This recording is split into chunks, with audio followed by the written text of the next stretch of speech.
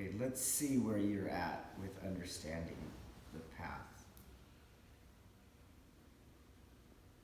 You know, there's 3 identifying marks of Aikido. Just 3. If you're not doing these 3, you're not doing Aikido. Okay? Who can name them or one of them? Reconciling yin and yang? No. Takamusa Aiki. Okay, so it is the reconciliation of Aikido form with Aikido non-form. Okay, that's the 3rd one that I list. Form? The first one be form? No. Kokyu and Aiki? No. Kokyu and Aiki are internal aspects, right? Hi. So do you mean that? Like the skill in Kokyu and Aiki? Yes. So skill in the internal aspects of the art. Hi. Okay, that's number 2. Hi. So if you do not gain that skill, you're not doing Aikido. Okay? So meaning you can do Aikido as any Jiu-jitsu. You can do it externally, but it's not Aikido. Okay? Hi. Some Jiu-jitsu, they're all external.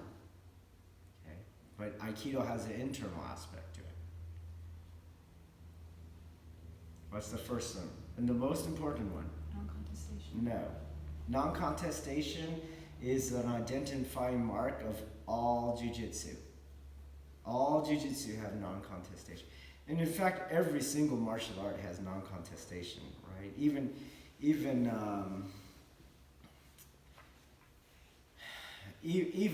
the military arts, okay? There's a mitigation of risk. It's only the civilian who has the fantasy of overwhelming with superior firepower. Do you see that? It's always better to have superior firepower, but to use it in a way that you mitigated risk. That is much better use of superior firepower. Do you get it? So, for example, I have tanks, and I can charge up this beach against all of your forces and stuff, but it would be much better if I flank you with these tanks. Do you see that? And so even in that context, you mitigate for the reduction of risk, okay? So that's non-contestation, is how you mitigate for the reduction of risk. And so it's only the fantasy of video game mentalities that you keep resetting, and that denying the reality that people are dying because you keep freaking trying to overpower someone. Do you understand that? So non-contestation is really just a martial strategy, but it is a mark of all Jiu-jitsu. Okay? So Aikido does have non-contestation because it is a Jiu-jitsu in it. It does do it externally, but it also and predominantly does it internally through Aiki and Kokyu. Okay? Well, then the first one is the mystical state. Okay? Skill in gaining and maintaining the mystical state. What is that? What is that? Okay? Well, it is what has been spoken about for centuries throughout the history of human beings across cultures. Okay? So in modern terms, we are going to say that it is the ability at will, regardless of environment or circumstances, to deconstruct what we call the first mind aspect. So that ego tripartite. When you do that, what we call the second mind aspect kicks in. That is the mystical state. What is it? It's not the first mind aspect. It's not dichotomy, it's not fear, right? It's not preference and avoidance. It just is. There's no sense of the subject-object dichotomy, because there's one more dichotomy that goes away. It's not, I don't move the sword moved. Okay? So again, the 3 marks of this art is the mystical state, skill in Kokyu and Aiki, and Takamusu Aiki. Skill in Kokyu and Aiki require the first mind aspect to be deconstructed. You cannot do it. You can talk about it, but you can't do it. Or you can make it now external, so it's all about leverage, but that's not it. And Takamusu Aiki is the same thing. You cannot do the reconciliation of form and non-form from the first mind aspect. It cannot happen. You can't do forms at the speed of life in combat. The form just is. So towards the cultivation of these markers, we do all kinds of practices in the dojo that are aimed towards the deconstruction of the first mind aspect, the deconstruction, the cessation of the ego tripartite. So we have etiquette. We have the sensei-deshi relationship. We have meditation. We have servitude practices. Do you see? We uphold the virtues of humility and valor, faith. Do you see?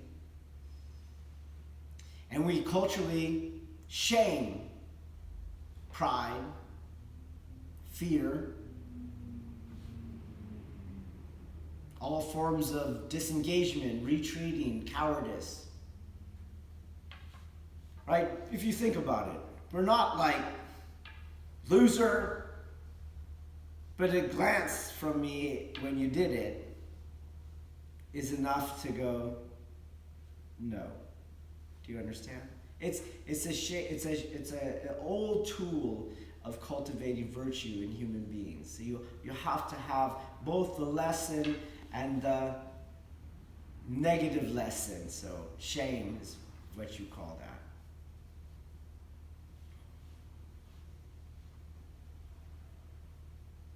But we also have some very, what your mind wants to see almost different from all those other practices. What your mind wants to see is some very direct ways of gaining Kokyu and Aiki or Takamusu Aiki, because they'll work on the technical things. Okay, but I'm telling you, you're better off prioritizing these other practices because they go deeper, because they have less allowance for deviation than working on technical things. But our technical curriculum is lined up towards these three markers, okay? And they are the following. You have to have Kihon Waza. And Kihon Waza is a ritual where everyone does their prescribed role. It is pure prescription. But it's prescription in those three markers. Do you see? So it's not any kind of ritual. It's an as-if ritual.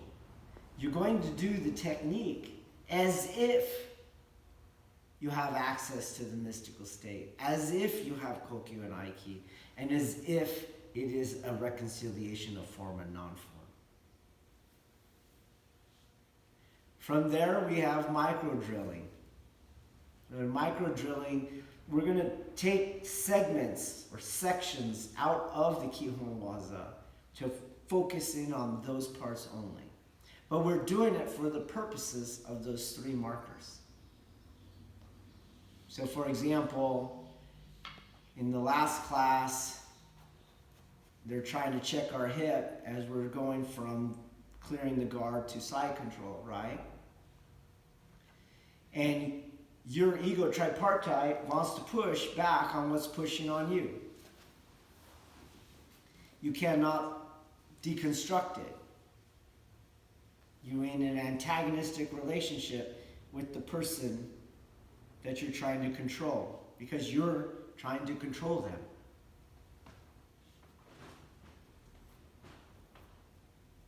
So what we did is we just pulled that part out and we said, let's see you release from this antagonism. Toward what end? Toward deconstructing the ego tripartite and getting yourself out of this dichotomous reality.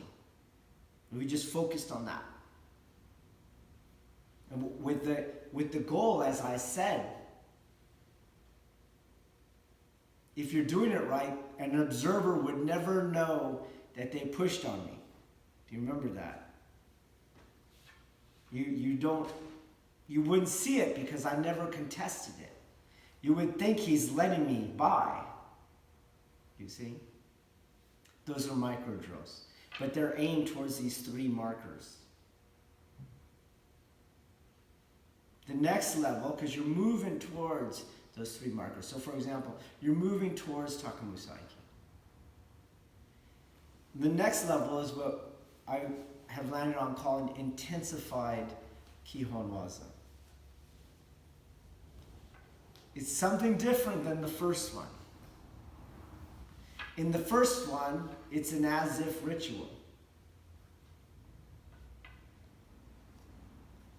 Intensified Kihon Waza is really a kind of Jiu Waza, where you don't really have a Naga and a Uke, although you will recognize the Naga and Uke roles from the Kihon Waza, but you don't really have a Naga and a Uke.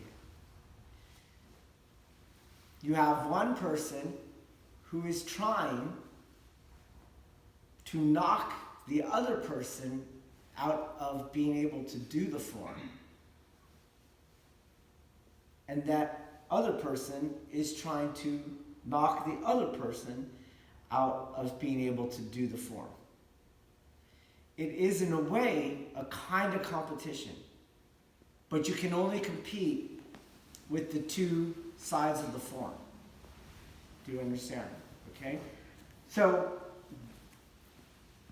some of the ways it comes up at first is you're going to increase the speed and the strength of the moves. Okay? But you're going to find that when you get with someone skilled that can actually do the form, you're going to need these other aspects. You're going to need that mystical state. You're going to need the Aiki and Kokyu. Do you get it? Because you'll just lose over and over and over again. Okay? So again, to summarize, you're both competing against each other, but with the form, with the goal of knocking the other one out of the form. Okay? And this requires that you start freeing yourself from the form. And that is going to require that your first mind aspect is deconstructed. Okay? Some other things come up that don't come up in Kihon Waza if you're doing Kihon Waza incorrectly. So, when you're in the second mind aspect, there cannot be fear in you. Okay?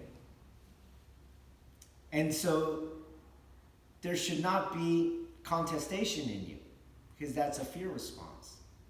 Do you understand? Well, as we do now, an overt competition, if I was already in a fear state in Kihon Waza, and I was already contesting because I was existing dichotomously, this is really going to trigger you. Okay? And you're going to see the downside and the inability of the first mind aspect to function at speed of life levels, at combat engagement, in combat engagement environments. It just can't function. Okay? It's always behind. It's always early. It's always too far in. It's always too far out, do you see? And all those are openings for the other person, as they would be for an opponent or an attacker.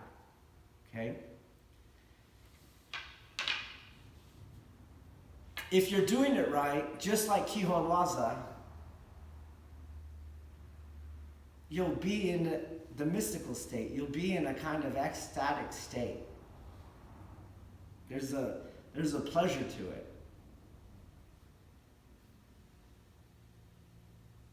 Just like any time in the mystical state, it will become difficult, and it should be, to want to come out of it, because the whole world makes sense from there.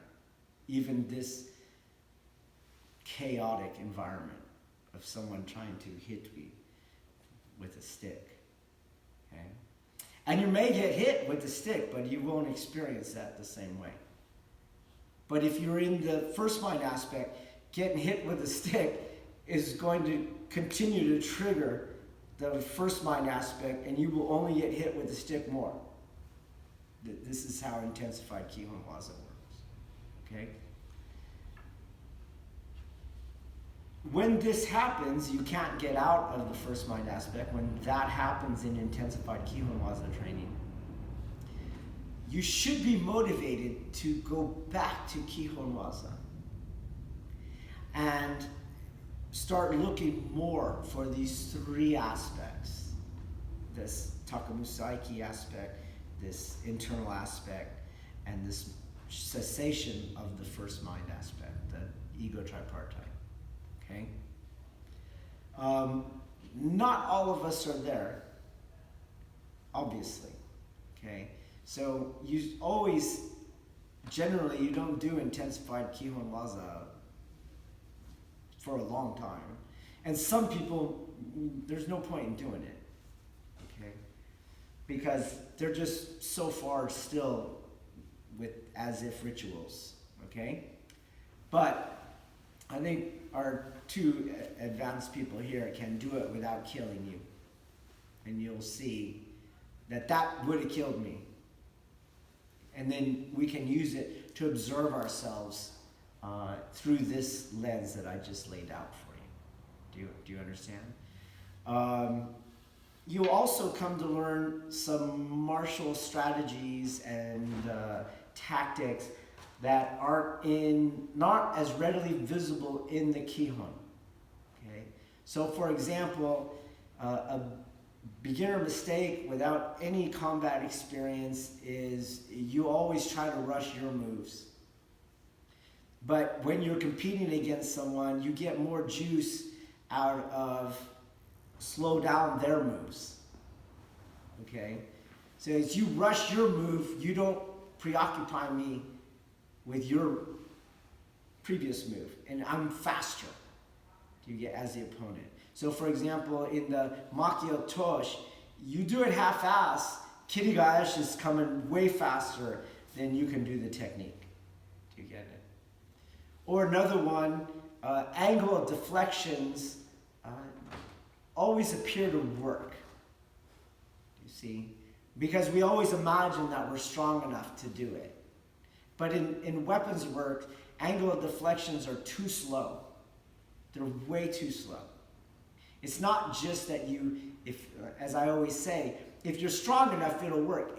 But there's always weapons aren't involved. Okay? So you're going to find out that your angle of deflections, they don't work, not only because they might not be strong enough once someone is trying to knock you out of the form, but they'll always be too slow. They're always too slow. Okay? You're also going to see that the positioning and weight distribution of your body is not as arbitrary as you once thought it was, because it will delay between the moves. Okay? And if you can't do your attack in the middle of my attack, you're not doing your attack. The other guy's going to knock you out of the form. Okay?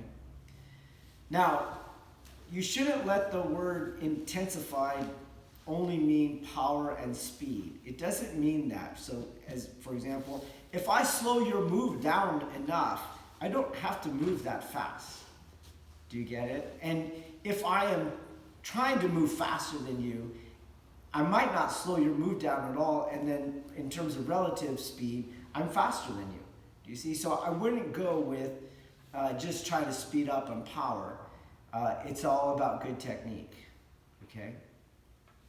So let me just demonstrate, and you'll see I'm not going my athletic fastest because it's still a training environment. After intensified Kihon Waza, we have play, And then you also have Jiu-Waza. Okay? And Jiu-Waza has become over time itself very ritualized, but that's Kihon Waza. In Jiu-Waza, it's like you do you, I do me.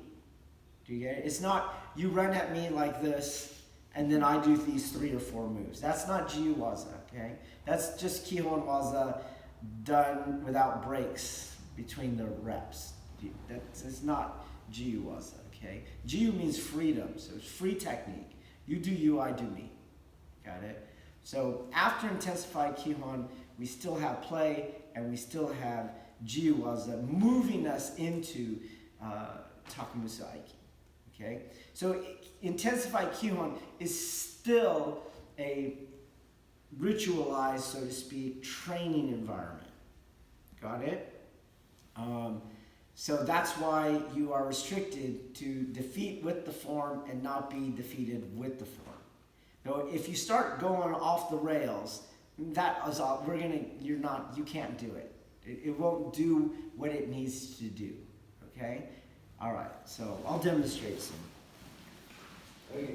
So we're going to now take. We did the as if ritual of Kihon, and we did it embryonically. So I came here, he came there, and then I came here, more, and then. Some of the things you're going to notice is you see there's an angle of deflection in there. Did you see it? So I came here, boom! And again, that's not going to work. So I have to get rid of the angle of deflection. That's why I called that embryonic, because that's not Makyo Tosh. Okay? So I do the move. And I'll give you some of the mind that I'm thinking, okay? In my mind, I want to be offense. Like, I'm not going to trade blows with him, okay? But obviously, he took a strike and I took a strike. But in my mind, I'm shutting him down. You get it? From the start, okay? So I'll do a different mindset. You see how I went backwards? Instead, I'm going forward. And I smother his strike before it comes out.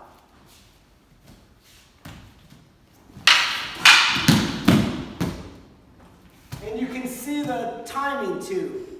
The ski is hitting him right as he's nearing the end of the atosh. Do you get it? So he can't get out of it. So this would be incorrect. He's coming up. He's going to counter me. Okay? Let's start there and let's go.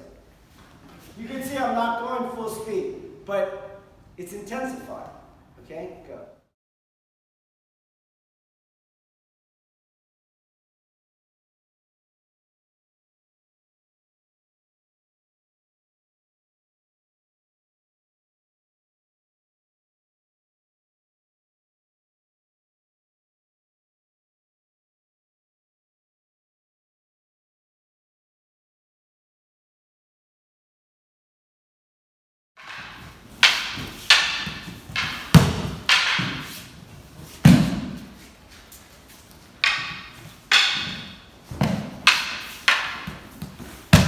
Okay, so we'll watch. You keep going.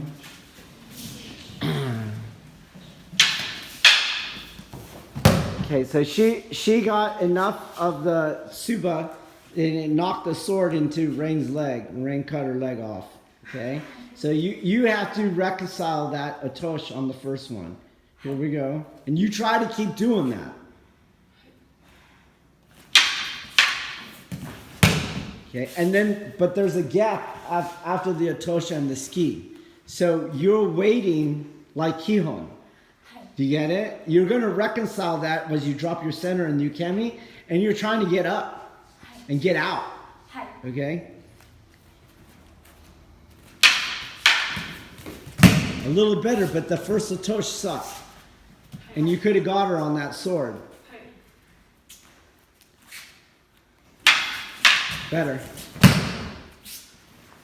Keep going.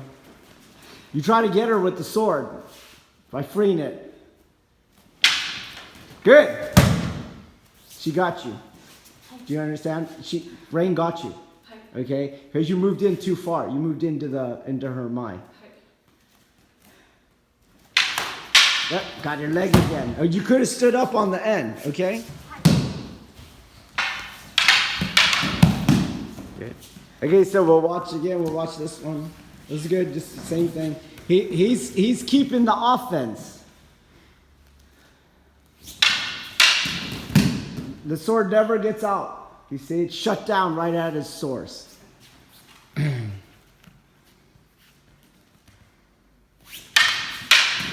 Good. We'll switch roles. And so you see, there's no atosh. Okay, she's rushing the ski. And the mind got stuck on the sword. On his cut came, do you see? Do you understand? She looked at it even. She looked at the sword. And your mind got stuck on the sword.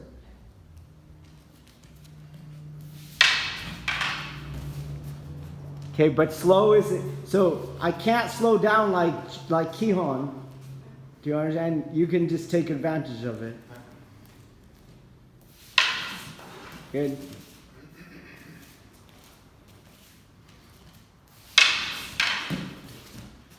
He's beating her on the attack.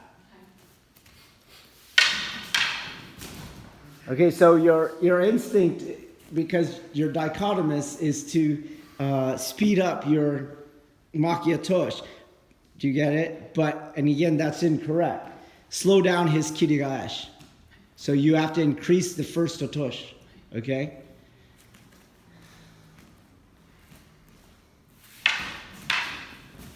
Good. And the mind has to be fluid. It can't be stuck on the increased otosh. Better? And he's still not being checked out because you're slurring to the ski. And you're counting coup. You're tagging shark fins. Okay? That ski's not going to hurt anyone because you're just doing your arms.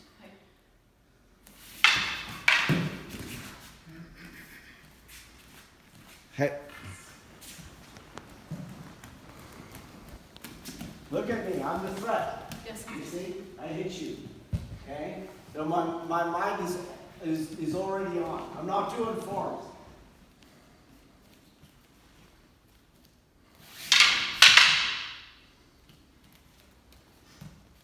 You see? So try to observe how my body-mind changes, okay? Oh, I'm just talking here. This first mind aspect, talking here, talking here, talking here. And you'll feel it. She'll feel it too.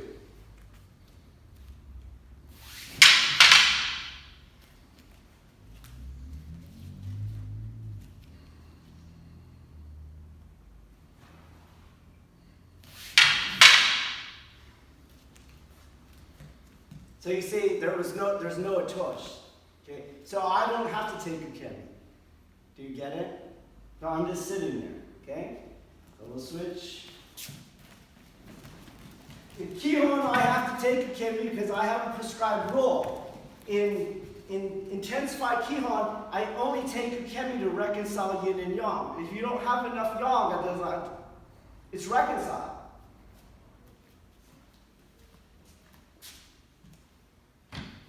Right?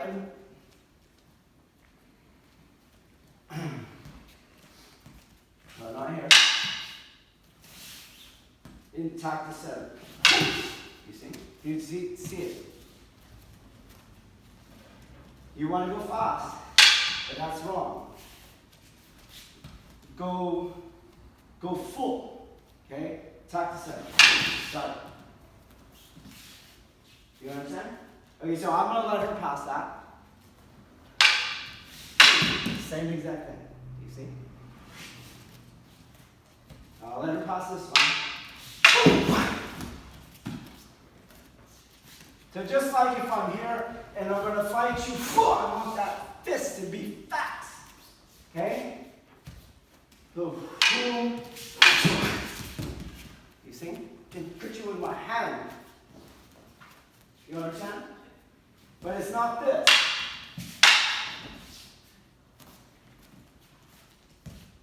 Drop.